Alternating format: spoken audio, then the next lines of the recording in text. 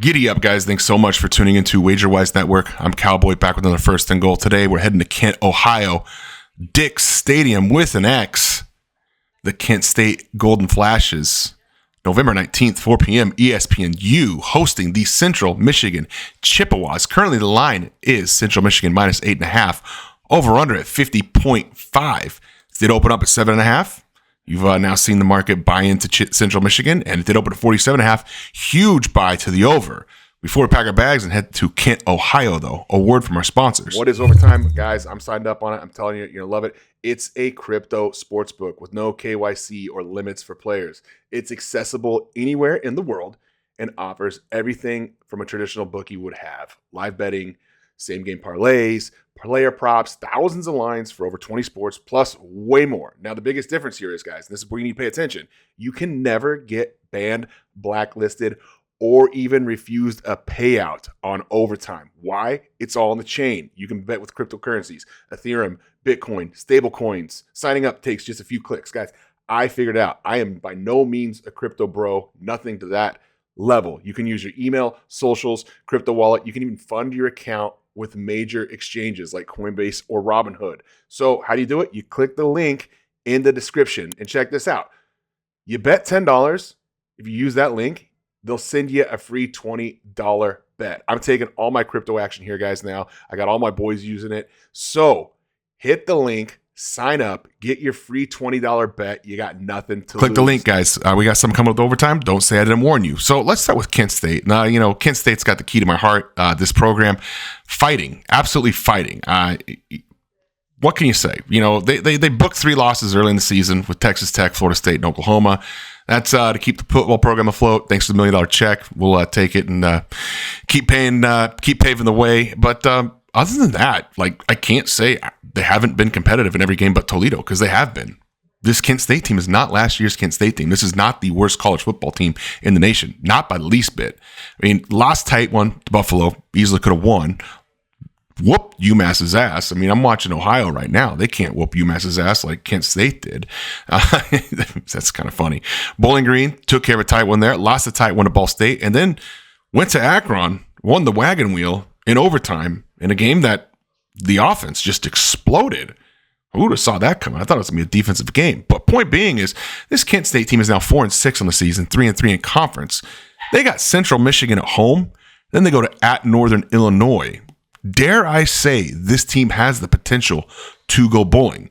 Now, we can talk numbers about Kent State. We can talk numbers all day with Kent State, but it's kind of pointless because they played such a tough schedule early in the season and got blown out in those games that the numbers are going to be bad regardless, because this is season average. This isn't a caveat. This is not a scenario where it just boils down for the last few weeks. You break it down the last few weeks, numbers are up significantly when they play parallel competition.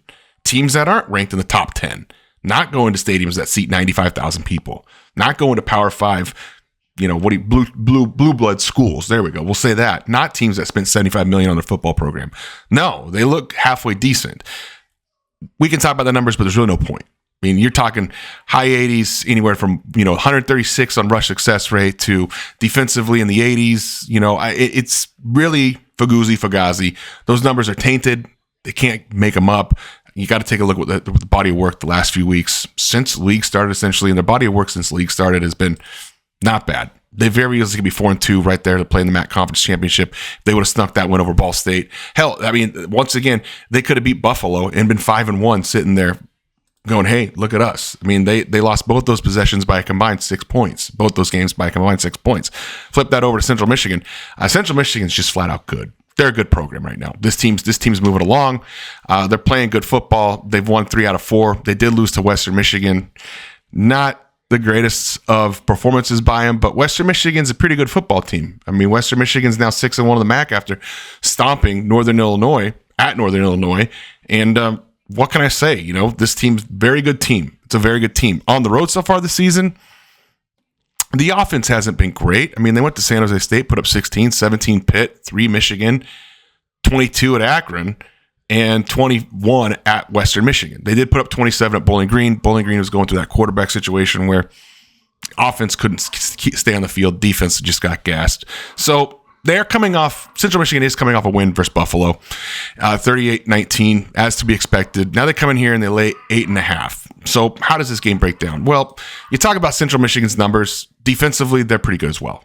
I mean, 27th in the nation PPA pass, 52nd in the nation PPA rush. You can run them a little bit. That's something you can't do. Kent State's not really a running football team, but if Kent State's able to run and go from that 2.2 yards per carry, 2.59 yards per carry, up to 3.5, does open up the passing game just a little bit for him. It gives him the ability to maybe throw a few extra plays in the playbook. Offensively, Central Michigan's dedicated to the run. I mean, at the rush rate in the nation, 5th in the nation to the run. They run 67% of the time. And ironically enough, if you wanted to say there's a strength on the Kent State defensive side of things, it's kind of against the run. I mean, that's something that's kind of playing into, I wouldn't say it's Kent State's strength, but because I don't know if they really have that much of a significant strength, but in theory, it is their strength. Turnover margin for Central Michigan's sensational. They take care of the football. They turn teams over 1.8 times a game. That's 14th in the nation, and they're relatively clean on the penalties as well. 48th in the nation in that.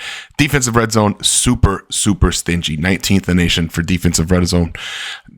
Other than that, Matt Drinkle's a good coach, and Mark Carney has got the head job now at Kent State, and the team's buying into him. So I think this game will see some points. I think Kent State's found its identity and said, hey, you know what?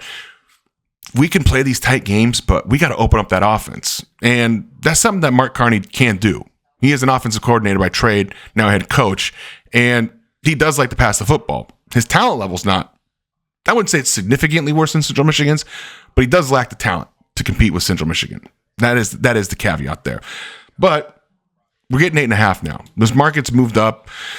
6 minutes in the book. We don't need to talk much about this, guys, because we've talked about these teams in depth for the last month. You want to know more about the numbers, go back, watch a previous video. We broke those down. Told you guys I want to keep these MAC videos quick. I'm going to buy Kent State at home. Teams played excellent at home all season. They're 6-4 ATS this season. They're 3-1 at home ATS. I mean, they're beating the spread by 16 points.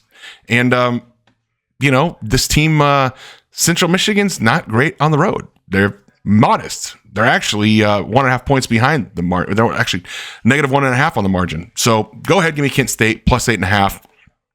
I think you'll see some points. I think you'll see Kent State be able to keep it within a touchdown. I think you see their best shot. I think this team wants to play in a bowl.